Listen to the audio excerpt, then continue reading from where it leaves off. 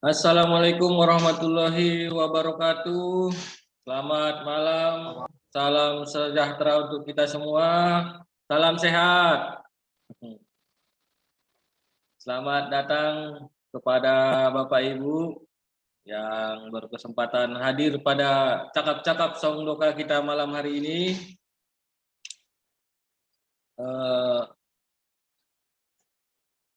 Ini udah ada beberapa yang masuk kawan-kawan di sini. Alhamdulillahirabbil alamin. Puji syukur kepada Tuhan yang Maha Kuasa yang telah memberikan kita kesehatan dan kesempatan untuk menggelar acara kita pada malam hari ini, yaitu cakap-cakap Saung Doka yang ke-7. Sholawat beriring salam kepada Rasulullah Shallallahu Alaihi Wasallam. Allahumma sholli ala Sayyidina Muhammad wa ala ali Sayyidina Muhammad, yang kita harapkan syafaatnya di hari akhir nanti.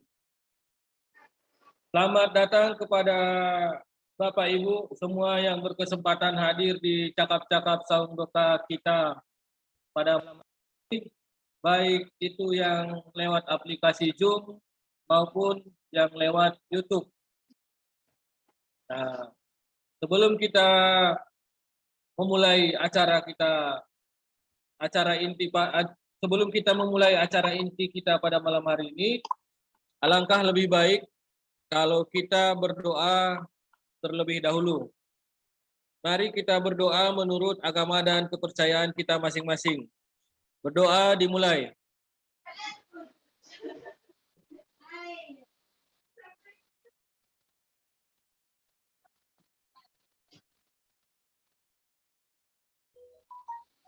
Berdoa selesai. Tanpa kuasa dari Allah Subhanahu wa Ta'ala, Tuhan yang Maha Kuasa, serta doa dan dukungan dari Bapak Ibu semua yang tak bisa saya sebutkan satu persatu, tak mungkin cakap-cakap Saung Doka episode ke-7 ini bisa kita gelar kembali. Sebelumnya perkenalkan, nama saya Adil Harahap, biasa dipanggil Adil atau biasa dipanggil Dok Adil. Saya seorang dokter hewan yang berdomisili di Sumatera Utara. Saya saat ini mengelola sebuah institusi kecil yang masih kecil, namanya Dokadil Institute, yang sekarang ini menginisiasi program cakap-cakap Saung Doka. Adanya pandemi corona membuat kita berhadapan dengan keterbatasan. Nah, banyak kawan-kawan atau Bapak Ibu yang ingin kumpul-kumpul silaturahim sembari menikmati kopi, gorengan, sate, dan susu kambing menjadi salah satu hal yang menjadi sangat sulit untuk dilakukan. Nah, namun kita tidak menyerah dengan keterbatasan tersebut. Keterbatasan itu kita tembus dengan teknologi. Teknologi membuat kita bisa berjumpa dan berbagi cerita secara virtual. Cakap-cakap Saung Doka ini merupakan platform berbagi ilmu, informasi, dan pengalaman terkait peternakan dan kesehatan hewan. Harapannya platform ini menjadi platform yang bermanfaat untuk Indonesia, kita semua peternak maupun calon peternak. Cakap-cakap Saung Doka kita malam hari ini disponsori oleh Diva Media dan PT Samyu Internasional. Alhamdulillah, Himpunan Peternak Domba Kambing Indonesia wilayah Sumatera Utara selalu memberikan dukungan terhadap acara kita, yaitu acara cakap-cakap Saung Doka ini. Cakap-cakap kita malam ini membahas hal yang cukup menarik, yaitu terkait perusahaan yang bergerak di bidang peternakan. Di Indonesia, perusahaan yang bergerak di bidang peternakan secara langsung, khususnya ternak kambing domba, belum begitu banyak. Masyarakat Indonesia, khususnya kawan-kawan peternak, masih banyak yang belum mengetahui dan penasaran terhadap proses keberlangsungan pada perusahaan peternakan tersebut. Alhamdulillah pada malam hari ini narasumber kita yaitu Pak Apollo Gultom bersedia berbagi cerita terkait perusahaan peternakan yang saat ini sedang dia kelola, yaitu PT Eldira Fauna Asahan. Nah, PT Eldira Fauna Asahan ini sedikit saya ceritakan. Perusahaan ini adalah perusahaan importir sapi dari Australia. Kemudian perusahaan ini juga eksportir kambing dan domba ke Malaysia.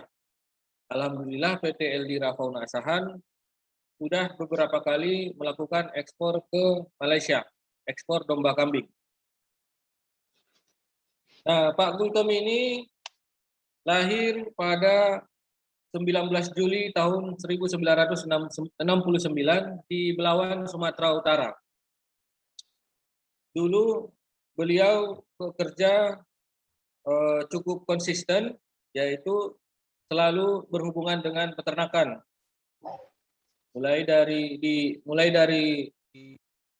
bekerja di feedlot manager di PT Lembu Jantan Perkasa, kemudian feed mill manager di PT Lembu Satwa Prima, kemudian sebagai GM di PT Lembu Andalas Langkat, dan sekarang Pak Gultom menjadi GM di PT Eldira Fauna Asahan yang berdomisili di Kabupaten Asahan, Provinsi Sumatera Utara.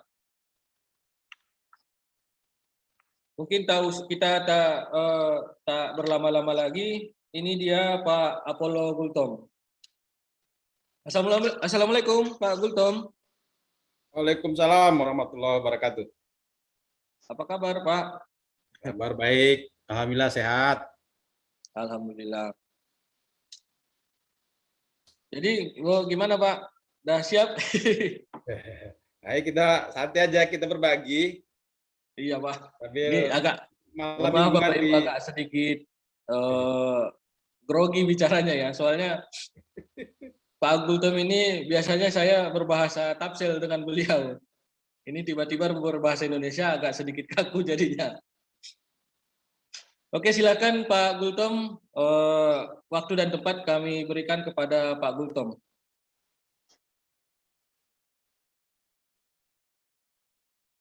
Oke. Assalamualaikum warahmatullahi wabarakatuh. Waalaikumsalam warahmatullahi wabarakatuh. Waalaikumsalam. Rekan-rekan sekalian, peserta Zoom malam hari ini, saya ucapkan selamat bergabung ya. Kita malam mingguan ini dulu. Bagusnya jangan malam minggu ini ya. Iya ini tapi nggak apa-apa lah. Mungkin waktunya ini yang bisa kita plot ya waktunya. Ya. Saya ucapkan kepada rekan-rekan semua yang sudah bergabung. Mari kita diskusi lah. Saya mencoba menyampaikan apa yang kami lakukan di PT Eldira Fauna Asahan ya. Seperti yang disampaikan tadi oleh Pak Kadil, bahwa kita sebenarnya berawal dari importir sapi dari Australia. Kemudian 3 tahun terakhir ini kita mencoba membuka bisnis kambing domba karena peluang pasar yang cukup bagus ya. Oke, barangkali itu coba saya buka materinya.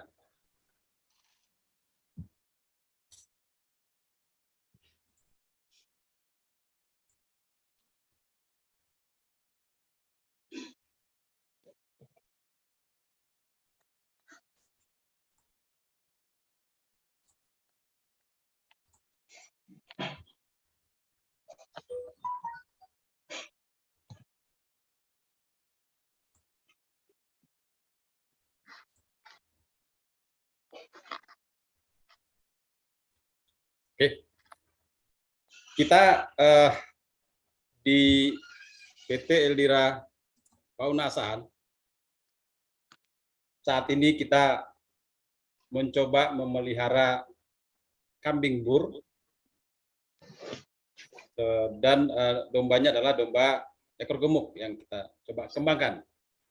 Mungkin dalam akhir bulan ini kita juga mencoba untuk memasukkan door per cross dengan Garut yang rencananya akhir bulan akan tiba di tempat kita. Kita coba kembangkan juga di sini karena kita lihat informasi dari rekan kita dari Jawa Barat. Kita ambil dari Jawa Barat ya, dari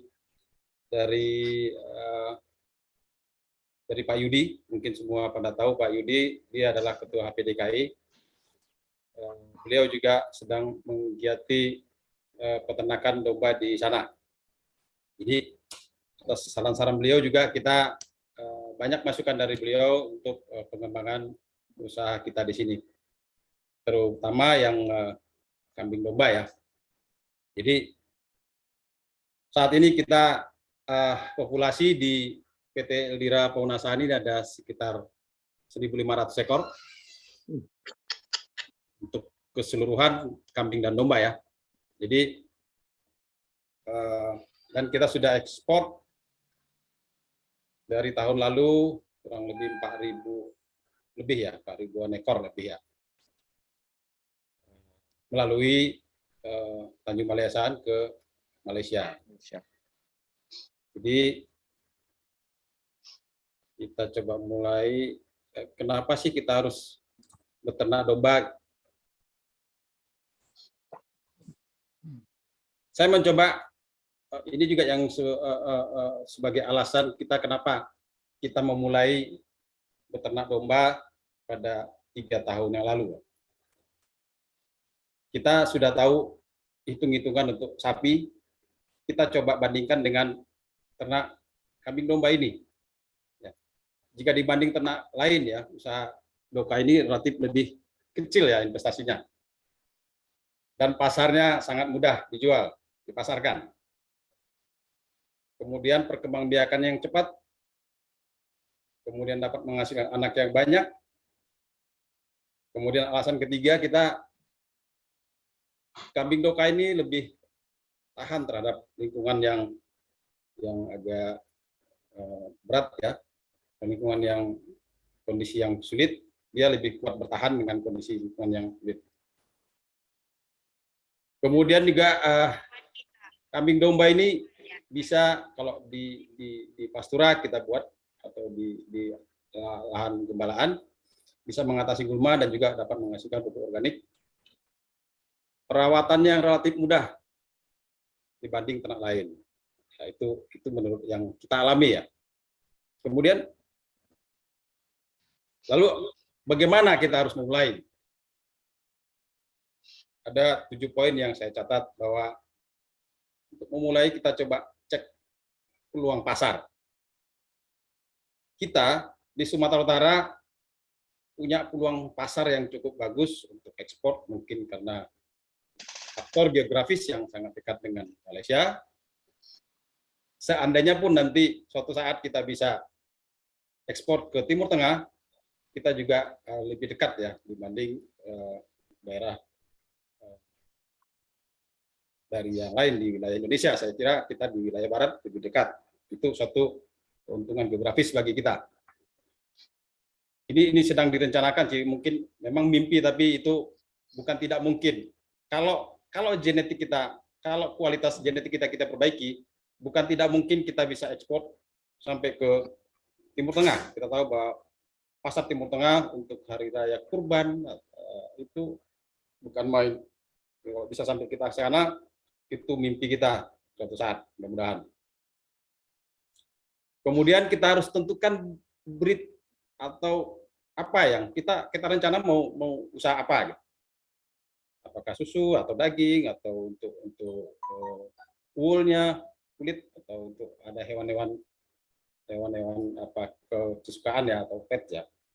Dan juga kalau hobi mungkin dia untuk ikut kontes ya bisa digolongkan dengan itu. Jadi kita di sini kita mencoba untuk tipe pedaging yang kita coba lakukan saat ini, tidak menutup kemungkinan suatu saat kita akan mengembangkan juga untuk sapi susu. Yang berikutnya kita harus tentukan lokasi.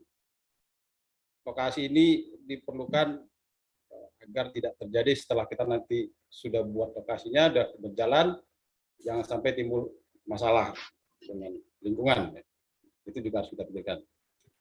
Kemudian kandang bagi yang di pastura atau yang digembalakan sebaiknya juga dipagar lokasinya lebih bagus. Yang berikutnya harus kita siapkan adalah pakannya. Kalau bisa sih kita usahakan pakan yang ada di sekitar kita, jadi tidak terlalu mahal dengan mengimpor segala ya. Tapi kalau tidak ada ya apa boleh buat. Tapi diharapkan dalam menentukan lokasi pakan juga harus kita pikirkan sebaiknya tersedia banyak di lingkungan tempat kita akan membuat suatu usaha peternakan ini.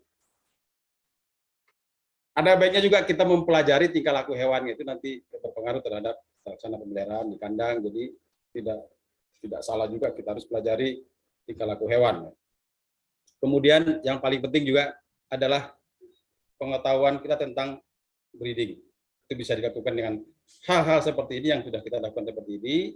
Mungkin juga boleh mengikuti training ya bagi masyarakat atau mungkin peternak pemula atau yang sudah berjalan. Coba kita kembangkan breeding ini mustahil kita akan maju di peternakan kalau breeding kita tidak bisa kita lakukan ya.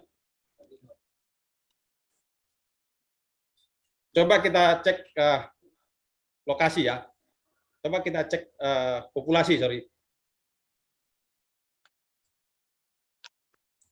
populasi kita nasional ya, untuk kambing saat ini 2020 sekitar 19 jutaan. Kemudian dombanya yang grafik warna merah adalah 17 jutaan, 17,7 juta.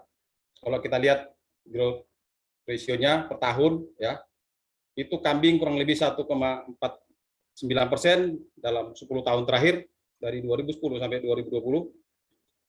Nah, kita lihat perkembangan domba cukup pesat ya. Dia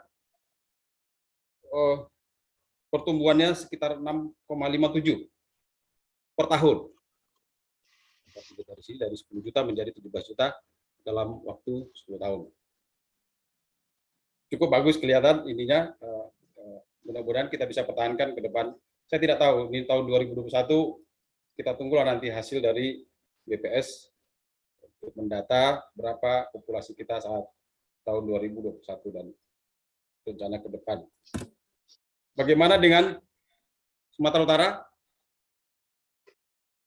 Sumatera Utara populasi 2020 kambing 866.000 ekor, 866.255 ekor.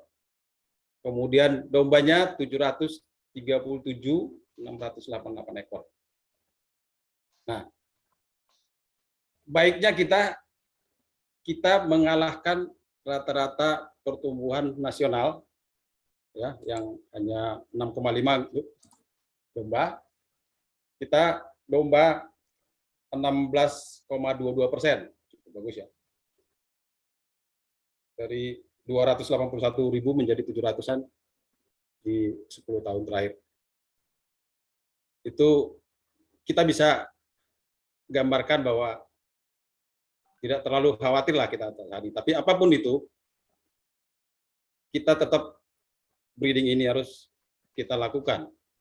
Kalau tidak kita lakukan breeding, suatu saat akan habis juga nanti kalau tidak lakukan breeding.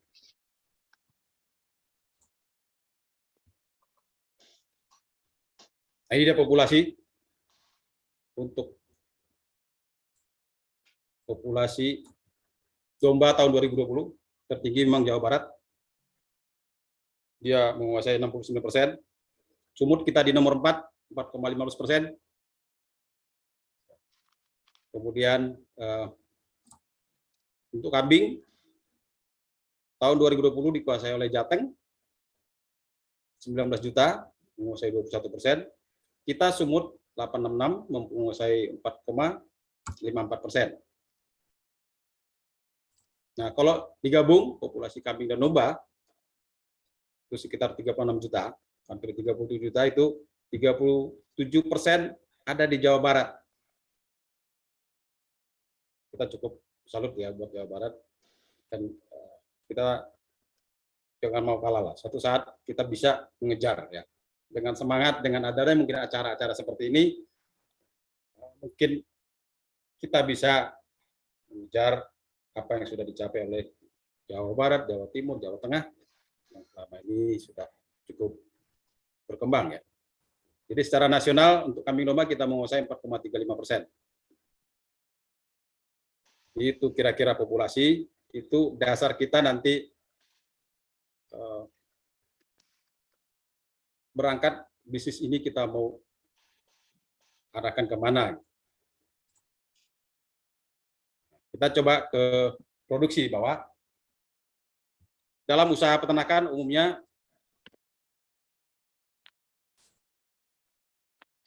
usaha peternakan ini bisa dibagi 3 bagian ya pada umumnya ya, khususnya yang dominansia itu pembibitan, pengembangbiakan atau breeding, kemudian penggemukan atau fattening, dan yang ketiga adalah kombinasi keduanya.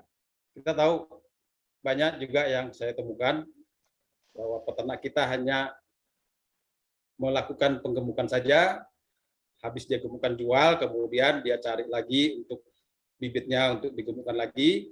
Ya, kadang dia juga kesulitan ya, untuk mencari bibit yang untuk digemukan. Alangkah baiknya kita lakukan kombinasi keduanya seperti yang kita lakukan di Elira. Kita melakukan breeding, sekaligus juga sebagian nanti hasil breedingnya setelah kita seleksi kita masuk program penggemukan.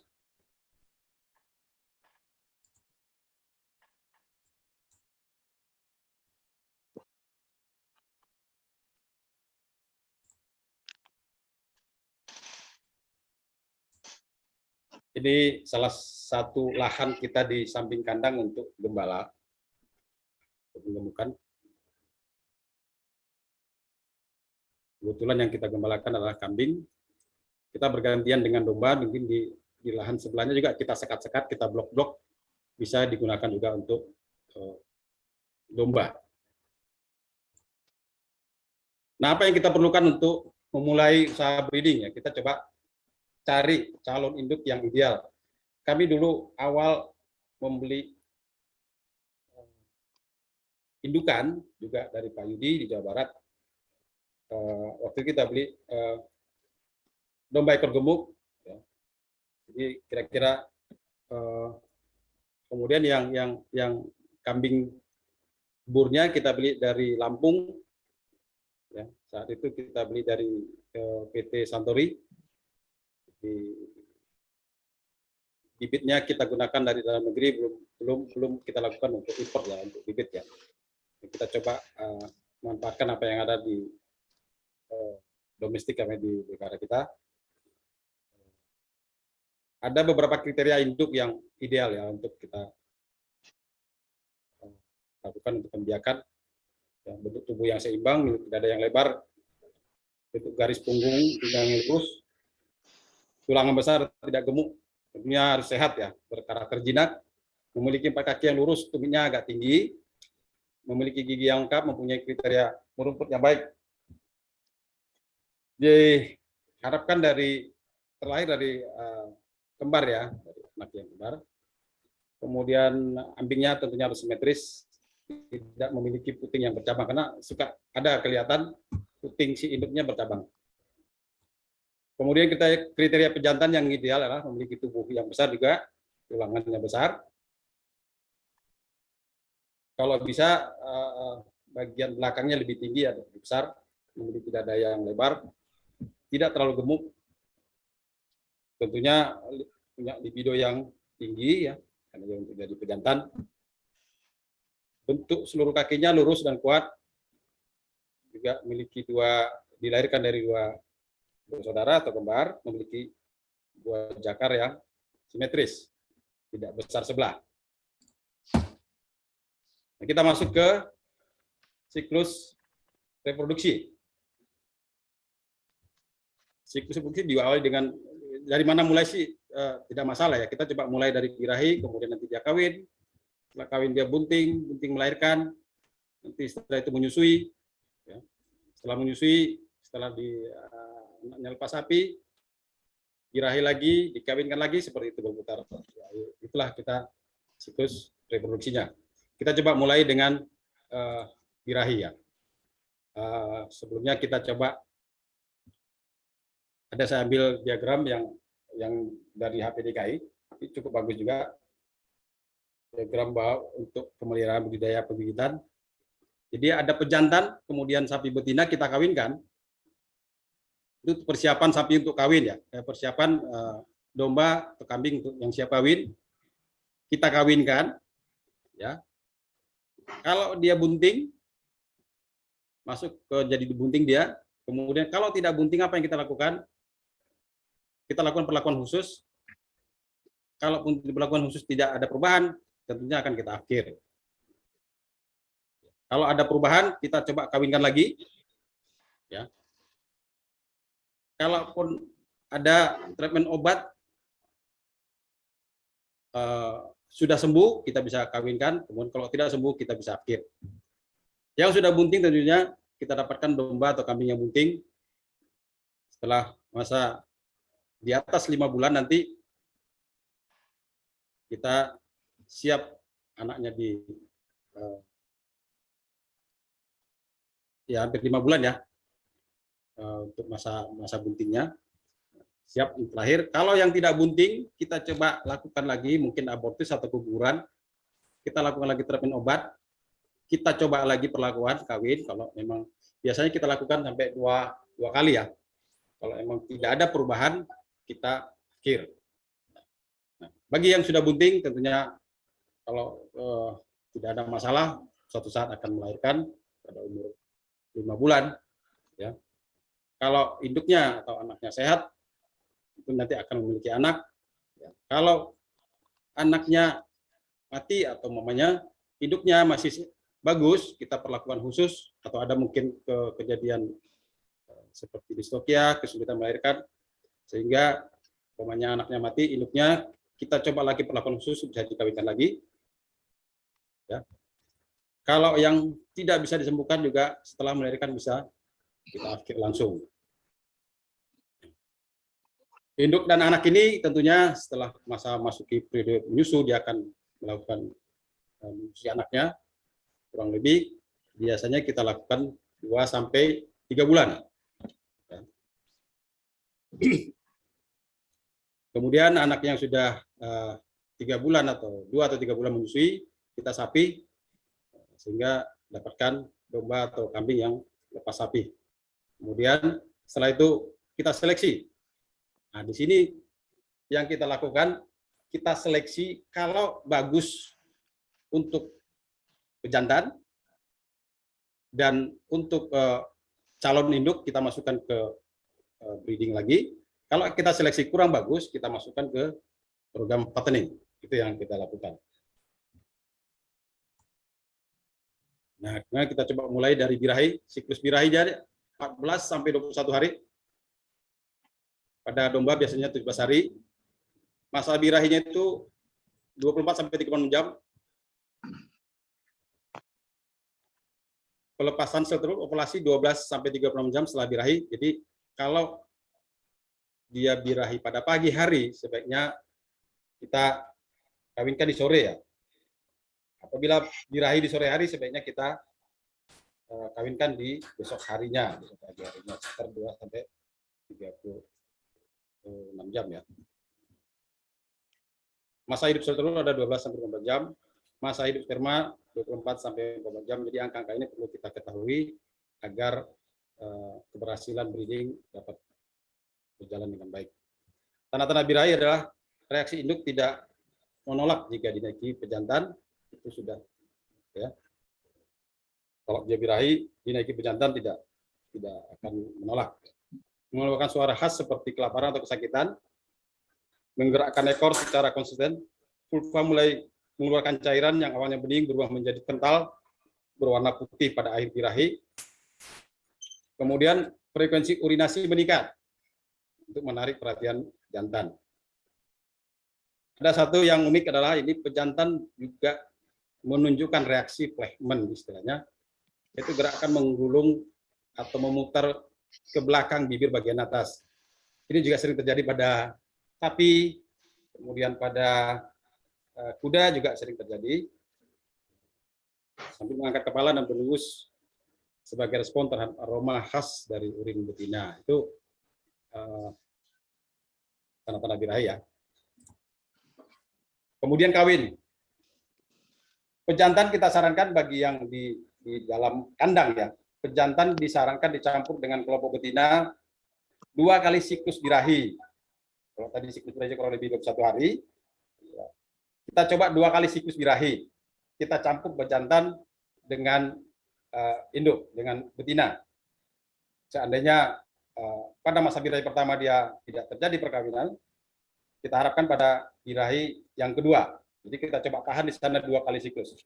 Kemudian induk yang telah bunting dapat diduga tidak munculnya tanda birahi berikutnya. Jadi kalau dia sudah birahi tadi dikawinin, dia tidak akan muncul lagi tanda birahi pada birahi berikutnya. Rasionya 1:20 sampai 30. Satu pejantan 20 sampai 30 betina. Kemudian umur induk muda kurang lebih dapat dikawinkan pada umur 7 bulan. Perkiraan berat induk muda kurang lebih 14 sampai 16 sudah bisa kita kawinkan. Tentunya menjelang itu masa kawin juga kita harus perhatikan asupan nutrisi. Setelah kawin tentunya kita harapkan dia bunting. Masa kebuntingannya sekitar 5 bulan. Kalau kita lihat harinya 146 sampai 155 hari. Masa kritisnya itu ada di 6 sampai 8 minggu umur kebuntingan, jadi kita harus betul-betul jaga. 1 bulan sebelum melahirkan, pembesaran ambing dan puting semakin terlihat jelas, dan kolostrum mulai diproduksi. Ada 2 periode kita bagi fase kebuntingan, fase awal 3 sampai 4 bulan, fase akhir 1 sampai 2 bulan terakhir sebelum beranak. Kemudian kita juga harus perhatikan periode akhir kebuntingan diperlukan ya, asupan nutrisi yang lebih baik untuk pertumbuhan janin. Biasanya saya coba kasih, kalau pakan kita di breeding, saya coba kasih penambahan bahan yang nutrisinya nilai proteinnya yang lebih bagus, seperti ampas tahu kalau ada, tepung kedelai, tapi tidak terlalu banyak. Kita pakan breeding kita adalah 80% kita kasih hijauan, 20% kita kasih konsentrat. Jadi tidak terlalu gemuk ya. Tanda-tanda kebuntingan, ya, tidak timbul birahi lagi setelah masa birahi berikutnya. Setelah 21 hari dia ada bunting, tidak ada birahi lagi dia setelah masa birahi berikutnya tentunya. Kemudian perut kanan mulai membesar, ternak sering menggosokkan perutnya pada dinding kandang. Kambing mulai membesar, ternak terlihat tenang, suka menyendiri dan tidak mau didekati oleh ternak lain. Bulu terlihat lebih bersih dan bercahaya. Kemudian menjelang kelahiran, putingnya biasanya mengeluarkan air susu. Itu yang kita bisa lihat tanda-tanda kebuntingan secara fisik. Di luar itu kita juga bisa lakukan dengan pemeriksaan USG ya. Itu alatnya cukup mahal ya. Kita juga pernah undang dulu dari IPB, dari reproduksi, tapi di sapi ya. Di sapi kita undang untuk menggunakan USG. USG itu dalam 1 minggu awal kebuntingan sudah bisa dideteksi oleh alat.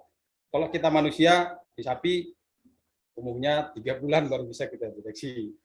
Jadi kalau di kambing kita bisa lihat tanda-tanda dari fisik saja ya, kecuali dengan menggunakan alat USG ini. Alatnya cukup mahal. Waktu itu dosen yang kita undang menyampaikan kurang lebih sekitar 175 juta ya satu unit ya. Itu kalau ada lagi yang lebih mahal tentu tergantung kualitasnya. Kemudian melahirkan. Ini seperti gambar posisi melahirkan yang bagus ya. Kemudian coba kita persiapkan kandang untuk kandang melahirkan. Berapa hari sebelum melahirkan itu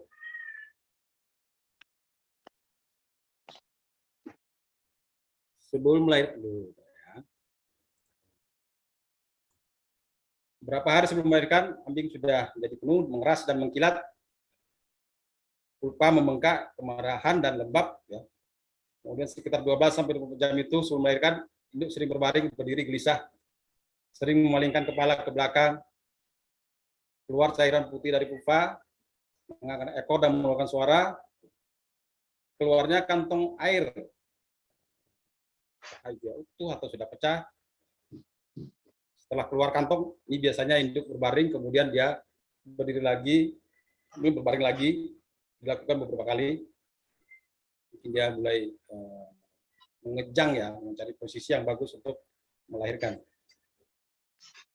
Kurang lebih 30 menit ya, setelah kantong air keluar itu anak biasanya sudah lahir. Kalau kelamaan pun sudah pecah, ini harus perlu kita waspadai.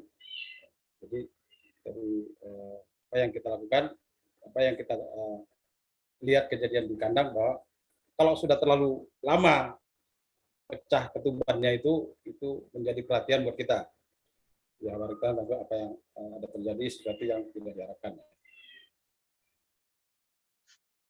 Jika ada kelahiran lebih dari satu, biasanya antar kelahiran itu sekitar 15 menit. Tali pusar diolesi dengan larutan iodium atau betadine untuk mencegah infeksi. Kemudian ada setelah anak lahir, kantong plasentanya muncul dan lepas kurang lebih sekitar 4 sampai 5 jam. Plasenta ini biasanya dimakan oleh si induk. Itu ternyata saya cari literatur ada maksudnya gitu. Mungkin secara alami mungkin plasenta itu mengeluarkan aroma yang mengundang predator untuk datang sehingga bisa memangsa baik si induk maupun si anak. Jadi itu saya baca sejarahnya kenapa dia sampai memakan plasentanya. Mungkin di lahan lepas gitu ya, di liar gitu. Jadi plasentanya biasanya dimakan. Nggak masalah sih. Nanti mungkin bisa dari segi kesehatan juga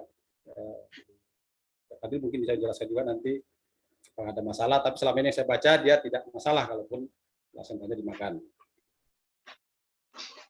Kemudian cek apakah susunya sudah keluar. Kalau belum ya coba kita peras putingnya secara lembut. Proses melahirkan secara normal biasanya 1 jam sejak merejang atau kontraksi pertama kali. Posisi kelahiran normal ya, kepala terletak di atas, di antara 2 kaki depan dan menjulur keluar dari vulva seperti gambar yang sebelumnya ya. Oke. Kemudian habis melahirkan tentunya menyusui.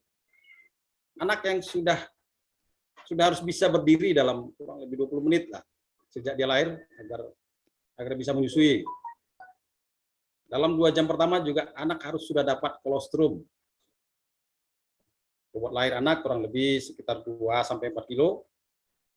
Kolostrumnya kurang lebih 50 ml per kilo ya. Jadi kalau badannya 2 ya paling tidak 100 mili atau kita rata-rata 3 kilo, ini 2 sampai 4 3 kilo, dia paling tidak 150 mili per ekor per hari dalam 24 jam. Kalau seandainya ada induk kita yang tidak mau menyusui anaknya, jadi kita bantu peras sendiri, kita kasih kedot dengan ukuran sekitar 150 mili, kita bisa kasihkan ke anaknya.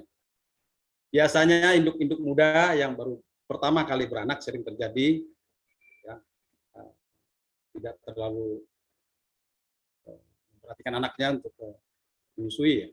Tapi hal seperti itu harus kita perhatikan ya. Nanti kalau sering terjadi begitu kita tidak pertahankan, jadi kita bisa akhir atau kita kaling dia dari kelompok breeding ya, kita masukkannya ke program penggemukan. Jadi kita cari induk-induk yang bagus yang dapat memelihara anaknya dengan baik, menyusui anaknya dengan baik. Kemudian induk dan anaknya kita tempatkan pada kandang yang berukuran 1,2 sampai 1,5 meter persegi. pisahkan tersendiri ya. Apabila tidak bisa menyusui si induknya, kita bantu merah susu. Bisa juga kita kasih dari susu kok induknya tidak cukup memiliki susu, kita bisa bantu dengan susu sapi bisa, atau susu formula yang kita beli khusus untuk ternak, ya, kita bisa berikan. Tapi daripada susu formula lebih bagus, dari susu sapi juga lebih bagus, atau dari induk domba atau kambing yang lain, kita bisa perah, kita masukkan dot, kita bantu untuk menyusui anaknya. Ada 3 fungsi kolostrum, itu fungsi laksatif atau pencahar, yaitu untuk membantu pengeluaran mukus yang melapisi saluran cerna anak yang baru lahir sehingga mampu menyerap nutrisi yang dikonsumsi. Ya. Kemudian fungsi nutritifnya itu sebagai sumber nutrisi terutama energi yang sangat baik untuk, karena kandungan lemaknya yang tinggi, baik bagi anak yang baru lahir yang memiliki cadangan energi yang relatif lebih rendah, sangat dibutuhkan ya. Itu jangan sampai dia tidak mendapatkan kolostrum. Kemudian fungsi protektif, itu mengandung senyawa antibodi untuk melindungi anak yang baru lahir dari berbagai penyakit sebelum sistem pertahanan tubuh anak berkembang dengan baik. Itu yang fungsi tiga fungsi kolostrum. Kemudian bila si induk tidak menyusui si anak, ya ada semacam prosedur semacam parameter bagi kita untuk pemberian susu bagi si anak ya. Untuk 1-3 hari, tentunya ini yang kolostrum, kita bisa kasih 4 kali sehari. 4-10 hari kita bisa kasih 300 mili dengan frekuensi pemberian 4 kali sehari.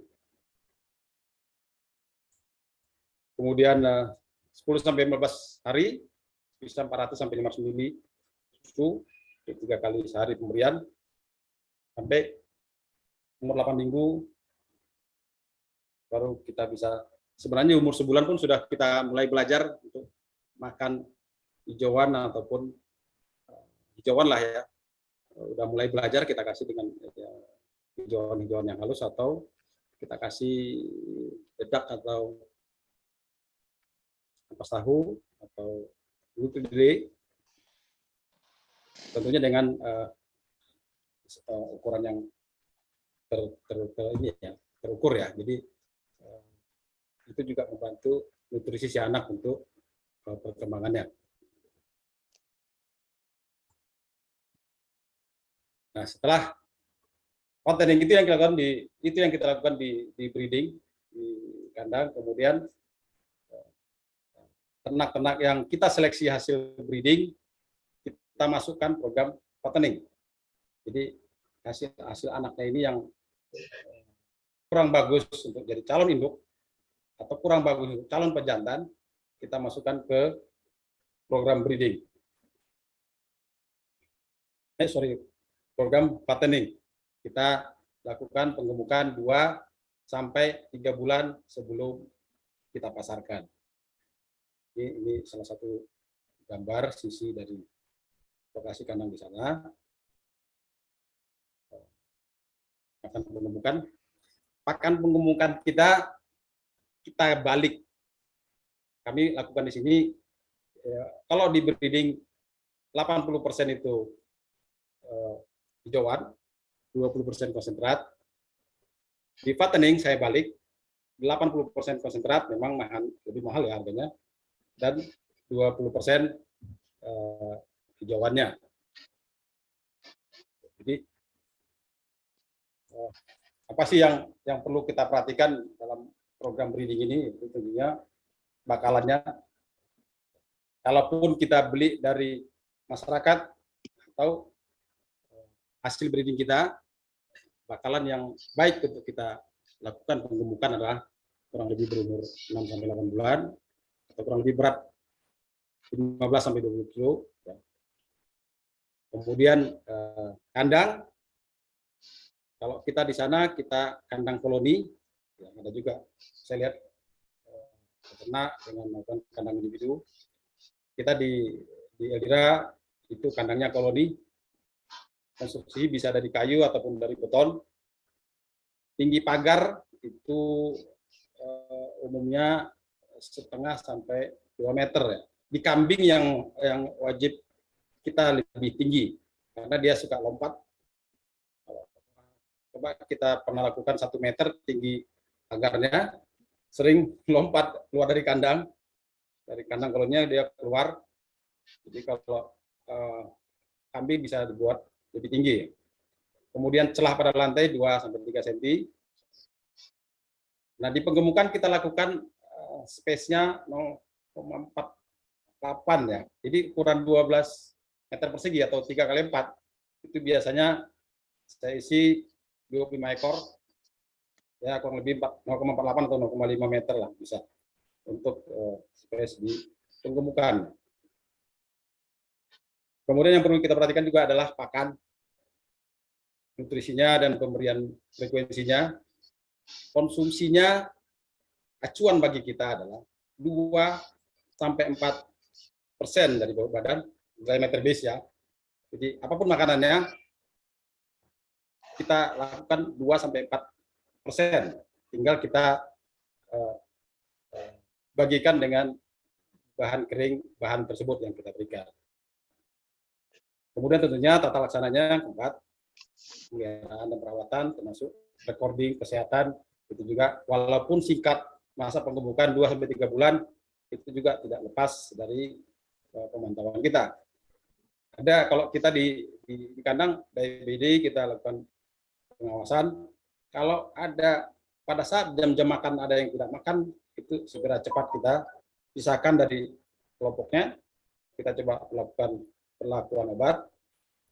Kita diagnosa kira-kira apa sakitnya, kita pisahkan dari kelompoknya untuk mempermudah pengawasan. Jadi tidak terlalu sulit sebenarnya kalau kita bandingkan dengan di breeding ya. Di breeding memang ya ilmunya peternakan ya di breeding itu. Nah ini kira-kira prosedur kita kalau ada domba atau kambing yang kita gemukkan, bakalan itu apakah kita beli dari masyarakat ataukah hasil dari seleksi dari breeding, ya. Kemudian masuk ke program pengemukan. Sebelumnya kita lakukan adalah untuk pengecekan awal. Ya. Biasanya kalau di kandang, kalau kita beli dari masyarakat, kita selalu penyemprotan dengan disinfektan, ektoparasit ya, sorry. Kemudian kita lakukan penyuntikan obat cacing karena kita beli dari masyarakat. Kemudian kita beri vitamin, diisolasi di kandang yang terpisah dari kelompok yang sudah ada di kandang. Karantinanya lah kalau kita bisa sebut sebelum masuk ke program pengemukan. Kemudian kalau ada sakit, ya tentu ada pengobatan. Kalaupun tidak teratasi, terpaksa potong paksa, itu kita lakukan kurang lebih 10 hari prosesnya. Domba sehat ya tetap masuk, kita teruskan pemeliharaannya, penggemukan sampai kurang lebih 2-3 bulan. Kemudian pada selesai masa penggemukan nanti kita siap dijual. Penggemukan juga kita lakukan terhadap yang betina ya, yang kita tadi saya sebutkan bahwa betina yang tidak bagus untuk program breeding juga kita gemukkan sebelum kita jual. Jadi setelah masuk ke penggemukan, ya, hasilnya nanti bisa kita sort, kita bisa drafting mana untuk yang baik untuk kurban, akikah, ya, mana yang baik untuk nanti untuk pedaging atau dijual kepada pedagang daging. Ya. Tentunya khusus untuk kurban dan akikah kita lebih selektif ya, karena ini adalah untuk ibadah. Jadi kita seleksi yang lebih bagus dari hasil penggemukan yang kita lakukan. Jadi itu kira-kira yang kita lakukan di penggemukan. Saat ini juga ternak-ternak yang kita beli dari peternak itu selalu kita gemukkan dulu sebelum kita kirim ke jual atau kita ekspor, baik domestik kita jual juga semuanya hasil penggemukan ya. Nah sekarang ini kira-kira pasarnya ya. Kita ada beberapa foto yang pada saat melakukan pemuatan ya, pemuatan di Tanjung Balai. Karena saat ini memang pasar kita nggak tahu, Sumatera Utara memang kita untuk konsumsi saya lihat masih kurang ya. Nggak tahu mungkin image terhadap kambing domba ini dagingnya masih kurang bagus image-nya. Kita berharap ke depan dengan sosialisasi mungkin dari rekan-rekan peternak, suatu saat kita bisa dapat meningkatkan konsumsi untuk ternak kambing domba ini. Jadi saat ini kita memang target kita adalah untuk ekspor ke Malaysia. Kita menggunakan kapal kayu yang kita kirim lewat Tanjung Balai sampai ke Port Klang ya, ke Malaysia. Pasar kita juga ada yang sebenarnya sampai ke Singapura cuma via Malaysia. Via Malaysia. Mungkin kapalnya hanya mau berlayar sampai Malaysia saja, mungkin lebih dekat ya. Sebenarnya ke Brunei juga ada, cuma kita harus jajaki pengiriman via pesawat ya. Peluang pasar kita ini, kita coba bagi dalam dua versi ya. Yang komersial stok yang kita pelihara, kita kemudian kita gemukkan, kemudian kita jual ekspor maupun di kurban juga atau akikah. Bisa juga untuk oreka atau rumah tangga. Bisa juga feedernya itu calon bibit untuk penggemukan bagi peternak-peternak yang ingin berbisnis penggemukannya saja, juga peluang pasar bagi kita. Bagi peternak yang susu ya, itu juga suatu peluang. Nah, ini saya bilang tadi ekspor kita juga saat ini ASEAN sudah, Malaysia ya sudah, Singapura sudah. Singapura hampir 2-3 tahun terakhir ini, bagi masyarakat muslim yang ada di Singapura sudah sering melakukan kurban, yang mereka berkurban tapi berkurbannya di Indonesia gitu. Dan dipotong di Indonesia, khususnya Sumatera Utara. Sebelumnya juga saya tahu di Jawa Barat sudah pernah dilakukan. Jadi masyarakat muslim Malaysia, Singapura itu berkurban, ternaknya dipotong di tempat kita, kemudian dagingnya dibagikan ke masyarakat. Itu juga suatu peluang pasar yang cukup baik ya. Mudah-mudahan bisa berkembang ke depan. Cuma yang kita harapkan kita harus berhati-hati memang yang saya lihat ternak yang kita kurbankan itu ya mungkin karena orangnya pun tidak di sana ya, tidak di tempat, ada di Singapura. Itu juga kita sebagai pelaksana, kalau saya sih berharap persyaratan kurbannya jangan sampai kita langgar ya.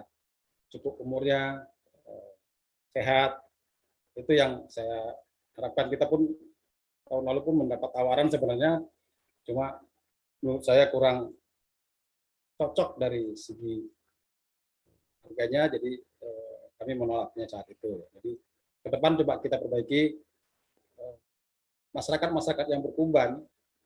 Yang penting kan kalau kita sampai umurnya pun tidak cukup, kan kita yang berdosa gitu. Pelaksana kita yang melakukan di Indonesia. Jadi itu tanggung jawab kita, tanggung jawab moral ya. Itu tantangan juga bagi kita ke depan. Nah, ada lagi yang peluang pasar yang cukup bagus ya, saya bilang itu breeder stock. Ini yang coba juga kami lakukan. Kita menjual bibit tentunya dari bibit-bibit yang bagus ya. Kalau bisa dari full blood-nya atau persilangan yang bagus lah ada. Seperti yang rencana kami adalah beli persilangan antara Dorper dengan Garut. Itu infonya katanya bisa pertumbuhannya pun cukup bagus, penampilannya cukup bagus ya. Pertumbuhannya katanya bisa sampai 200 gram per hari. Sementara yang kami capai di kandang saat ini kalau di penggemukan sampai 150 gram per ekor per hari. Nah, kalau yang Dorper sama Garut ini persilangan ini infonya kami dapat dia bisa mencapai 200 gram per hari. Nah, ada juga kita juga coba hasilkan ternak-ternak spesial untuk kontes gitu. Itu juga suatu peluang pasar ya. Jadi tidak hanya untuk konsumsi, tapi untuk hal-hal seperti booster stock ini kita bisa lakukan suatu peluang pasar ya yang bisa kita lakukan ke depan. Saya kira harganya cukup bagus ya. Kalau pasarannya yang crossbreed ini aja pasarannya bisa sampai 5 sampai 7 juta ya per ekor. Kalau yang full blood bisa sampai 25 sampai 30 juta. Ini peluang pasar, apalagi mungkin kalau kita bisa hasilkan ternak-ternak yang kontes ya, mungkin itu bisa lebih mahal lagi nanti. Itu peluang pasar. Jadi saya bilang itu peluang pasar. Saya coba ambil data dari BPS juga, ada jumlah pemotongan ternak secara nasional. Saya nggak tahu datanya seperti ini. Dari data BPS, apa yang terjadi di 2017, dari 2013 sampai 2017 mungkin keadaan ekonomi kita anjlok ya secara nasional, grafiknya turun jauh. Ini data dari BPS, pemotongan ternak kambing domba secara nasional. Di Sumatera Utara, pada tahun 2017 pun nampak turun jauh, drastis. Dari hampir 300 ekor, 300.000 ekor per tahun, turun sampai di bawah 100. Kalau yang kita lihat kambing, yang dombanya turun juga di bawah 50.000 ekor per tahun. Ini mungkin, saya tidak tahu, mungkin perlu juga kita pelajari ini kenapa terjadi begini. Mungkin masalah ekonomi, ya, barangkali. Sehingga kita terjadi penurunan pemotongan. Ya. Kita asumsikan pemotongan ini adalah untuk konsumsi lah, saya bilang.